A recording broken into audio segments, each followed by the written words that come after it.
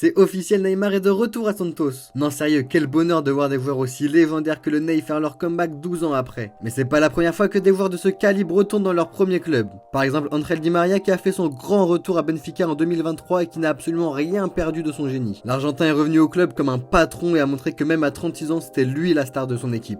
Quand on parle de joueurs qui finissent dans leur club formateur, on est obligé de parler de El Niño Fernando Torres. Après une carrière de légende dans des clubs comme Liverpool, Chelsea et Madrid, il a décidé de revenir à l'Atlético pour y finir sa carrière. Ce retour aux sources est un geste d'amour pur pour le club qu'il avait vu naître footballistiquement. Il est arrivé comme un prince et reparti comme un roi, franchement chapeau. Et en parlant de retour émouvant, difficile de ne pas évoquer Pepe, le défenseur portugais qui est retourné à Porto après un passage de plusieurs années au Real Madrid. Si quelqu'un incarne la fidélité et l'amour pour un club, c'est bien lui. Après avoir dominé l'Europe avec les merengues, accumulé des titres, des trophées et des performances de haut niveau, Pepe a décidé de revenir à Porto là où tout a commencé pour lui. Et sachez les amis que même à 41 ans, il éteint la plupart des défenseurs actuels et c'est sûrement ça le plus choquant. Au-delà de tout ça, ces retours montrent quelque chose de beau, que le football est aussi une histoire de liens. Des liens avec les supporters, les couleurs du club, mais aussi avec les racines d'un joueur. Et les joueurs comme Di Maria, Torres ou Pepe nous prouvent que la magie du football existe toujours. Et pour vous, qui sera le prochain joueur à faire son grand retour dans son club d'origine, dites-le nous en commentaire.